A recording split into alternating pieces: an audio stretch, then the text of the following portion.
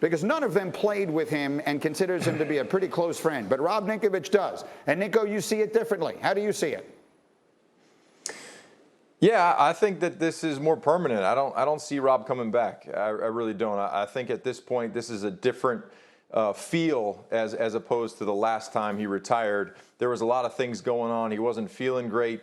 He took a year off. He came back. He won another Super Bowl playing with Tom Brady. And think of it this way. Rob has accomplished more than any other tight end in history, and Rob has done more in his career than anyone else in history. Literally, he's the greatest tight end of all time. So with those 4 Super Bowl rings, with everything that he's accomplished, he doesn't have to continue to play. His body, he's already been through it. He's had the surgeries. He's done everything that you could possibly think of. And the spiking and all the great touchdown catches and all the celebration.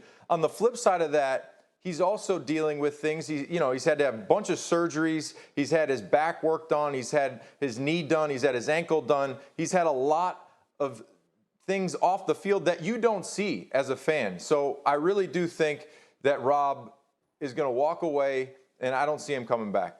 So let's live in a world where that happens. And again, Nico knows him way better than all the rest of us put together. So when he speaks on this, I listen. Let's talk about the impact that has, Chris Canty, on the Buccaneers. They're thinking Super Bowl thoughts. Brady didn't come back to try and, win a playoff game. He came back to try and win a championship. How significant is the impact of the departure of Gronkowski, in your opinion, to their chances? Well, it's huge because the Tampa Bay Bucs don't have an inline tight end that has any experience. Cameron Brate is more of a you guy. You move him around, you move him off the ball, sometimes line him up in the backfield. They drafted 2 tight ends in the middle rounds, and they signed 2 college free agents at the tight end position. So that's the inexperience that they're walking into training camp of the regular season with right now at that particular position. But why it matters is because how good Tampa is in the red zone. Tampa was second in red zone efficiency last year, and a big part of that was their tight ends. No team targeted tight ends in the end zone more than the Tampa Bay Buccaneers last year. Rob Gronkowski, 4 of his 6 touchdowns last year were in the red zone. So they need to be able to have that red zone threat.